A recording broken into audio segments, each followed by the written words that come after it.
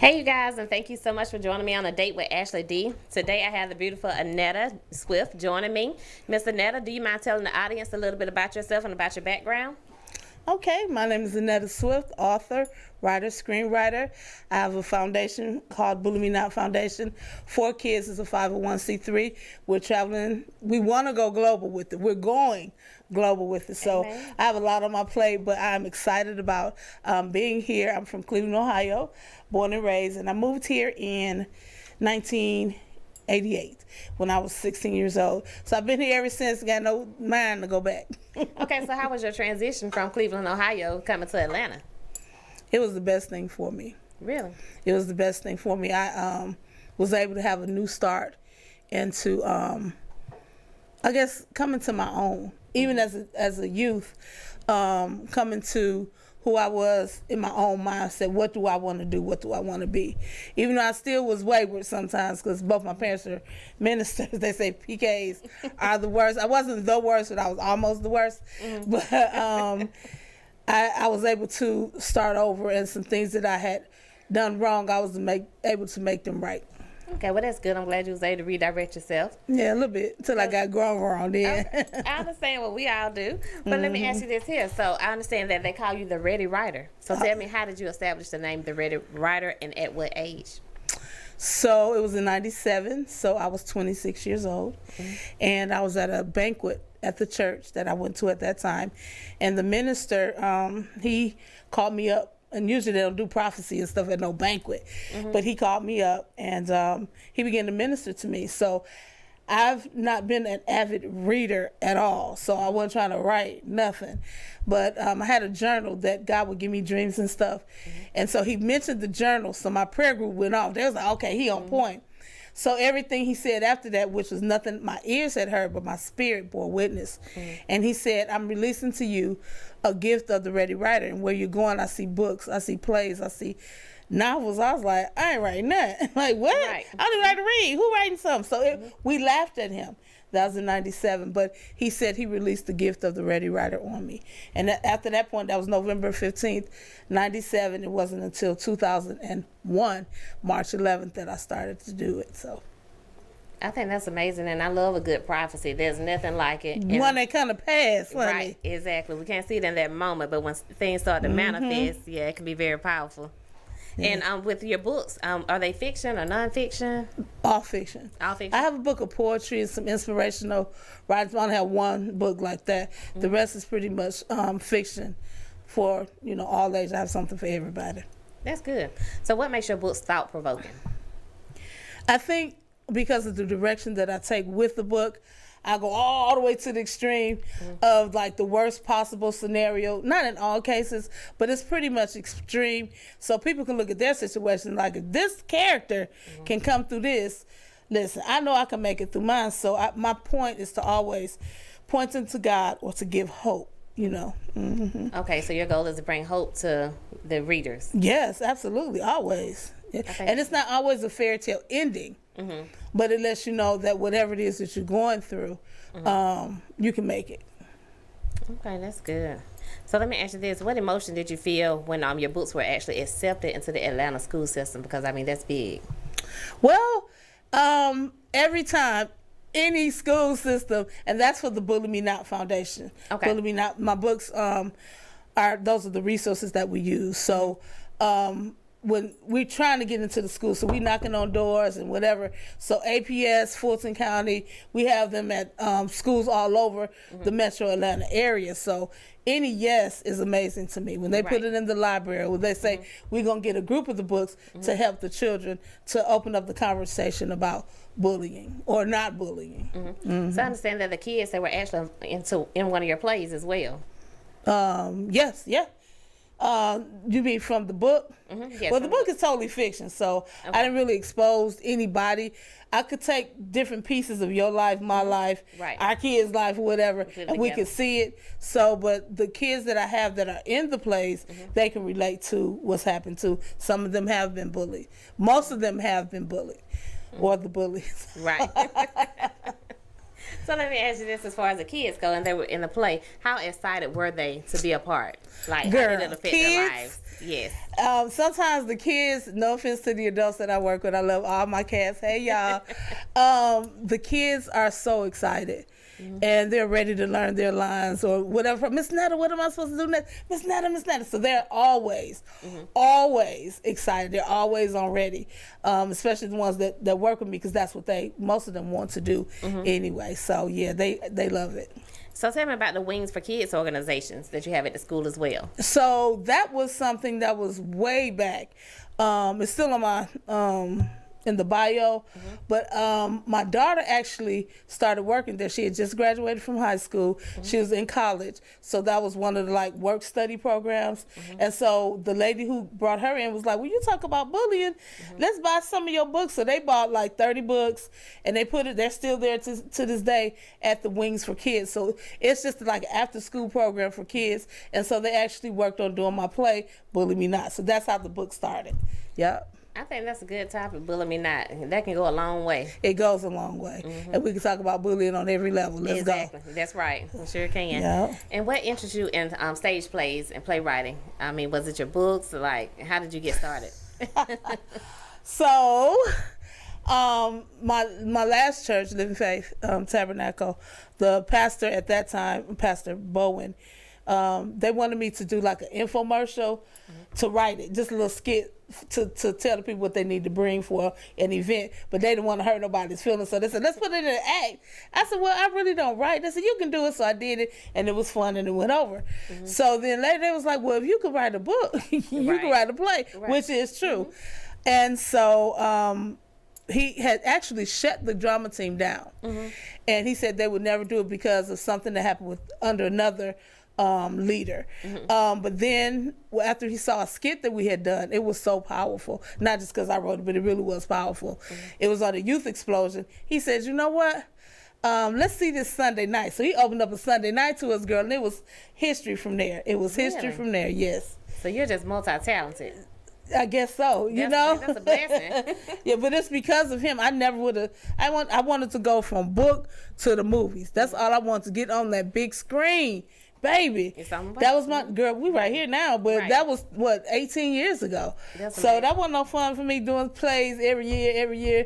I want to do a movie, but that opened the door and gave me some training for what I need now that I'm working on movies. Look at God, that is amazing. Look at him, girl. Don't make me throw this mic. You ordered your steps, didn't it? Girl, and my stops. Yes. So I understand that you did some directing with Carl Davis. How was that? So, it was interesting because I never saw myself as director other than with my own plays. But he saw something in me, so he had his play at the Legacy Theater in I can remember with the city somewhere, Tyrone, Georgia. And he said, hey, I like how you act, I like what you do. So I was able to actually act and direct the play. So it was nice. It was a nice experience, something I could put on my resume or whatever. But it was interesting because it's like he pushed me to where I needed to be, you know, as a director. And I'm still learning even now with it. That's not my most comfortable position, but, you know, I have that experience. Yep. I was able to attend one of your plays, and I think that was good. It was actually relatable.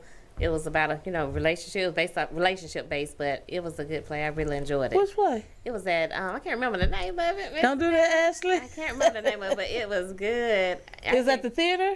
It was in North Atlanta. Oh, that's when I first met you. Girl, I don't remember when we first met. I thought we knew you forever. You talking about we did the sex trafficking? At the Epicenter? It was at Epicenter, Yeah, that was Danger Zone. Danger Zone. That was my first play under my own, because I've done it with the church. I had done it with the church for like 15 years. So in 2021, I was able to do my first play, August 21st, 21, my very first play under the Ready Writer. If you haven't attended one of her plays, you got to go. She has the red carpet laid out. Everything's just real nice. Yes, it's fun. And how many plays have you actually written? I honestly don't know. I haven't counted because we used to do Easter, we used to do Christmas, then we had VBS, that's Under Pastor Chris. Okay. Then we started doing Easter and Christmas, and so those I turned over to the ones that was under me, Lorenzo, CJ Marcus. So y'all take care of those, and I would do the big one at the theater. So I don't know, 15 years times 4, you do the math. Let me see your calculator because I'm a writer, not a mathematician. So shifting gears a little bit, tell me about Hattie and Essie and Company. So you play too much. You are in my business. I thought you were talking about books. Remember when I told you about they wanted us to do the skit to tell the people what to bring? Mm-hmm. So me and my best friend, we did the old lady character. Okay. So you get to tell the peoples off so they don't be mad at you. Right. You know what I'm saying? So we had our wigs and we do it, and they would just get us to tell people off all the time. And it was fun. They laughed, and then it was like, wait a minute, was they talking about us? Or? Right.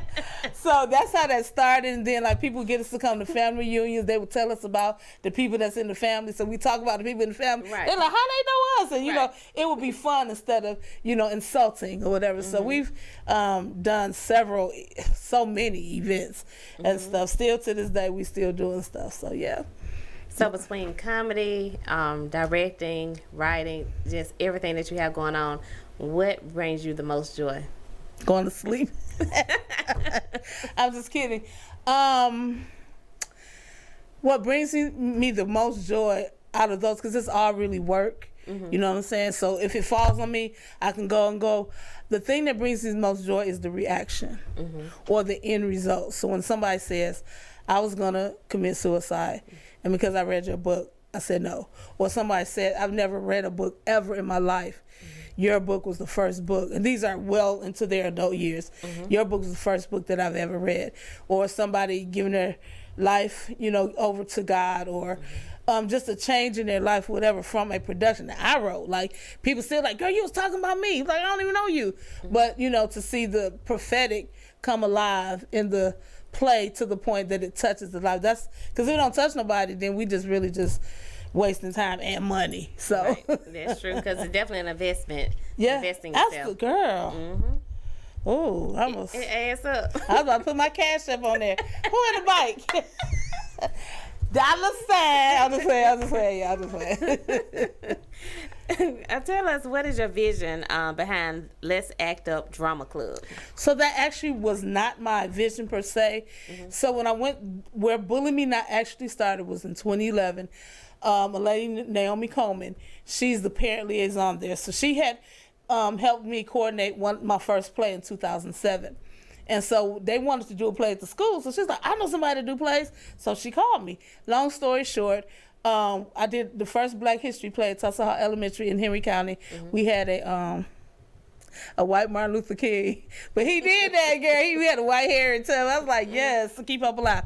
Right. But anyway, so after that, the kids were like, we want to act with her again. You know, they wanted to work with me. So she actually wrote something for the principal to ask, can I do that?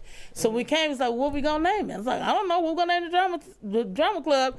I was like, I don't know. There's like, well, girl, they be acting up. Well, let's act up. So we came with that, and then their birth, Bully Me Not to play the musical, and then I made it a book. So everything just flowed together. And I didn't knock on none of these, everything I've ever done, I almost start crying. I didn't knock on none of the doors. It came to me. Really? It came to me. That's amazing, because people see something in you. Yeah. They see a gift. Can you do this? Can you do it? And it just birthed. Like, God, just, you know, just fruitful and multiplying. Right. That's crazy, girl. I almost threw this microphone. That's And how good. important is it to actually have a team that actually see your vision? Because a lot of times people don't see your vision, so What? they really don't want to join along until you actually Yes. make it. So, Yeah, when you all the way up there. Right. But I got some people that's climbing up with me. That's if you eat right now, if we starve together, we gonna eat together. That's it. So that's my thing. So it's everybody don't have people to follow them. They don't. You know what I'm saying? If you just walking and everybody walk, you just taking a walk. But if you could leading people and you got people following you, it's amazing. They're ready to work with me. The cast that I work with, my boards, everybody, they like, we with you till the wheels fall off. People don't do that. I just thank God for that. I just want to take a moment. Thank you, Lord. Okay, I'm back. That's crazy. I think that's good. Yeah. You gotta have a team. Yeah, that's amazing. And tell us, what does the future hold for such a successful woman as yourself? successful. I want to do movies. I don't necessarily want to travel the world. People, I want to travel the world. I do not want to travel the world. But can we film it at Tyler Perry Studios? Tyler, until I get my studio. Yes, Tyler. Well, I don't know about traveling the world, but I want to do movies. I want to, just as the books have changed people's whatever, I want the movies to change. It's so much trash, and they keep doing number 2 of this movie and part 3 and part 4 and the sequels, you be like, what? You know, and just leave it alone. So I feel like it's time. That's why things are opening up for me now, I really believe, because it's time. And since it's time, those doors will open and those ways will just be made, because people need another message. And it's not churchy, even though it's to bring hope. It's not all churchy. I deal with real stuff and real issues. And stuff that's actually relatable. Absolutely. It's going to draw people all the time. Every time. Yeah, and it doesn't really for an answer. Yep, looking for an answer. Isn't it amazing that God would give you a gift that is an answer to somebody's problem? Come on here. That's the word. Girl, what my keyboard player, the drums?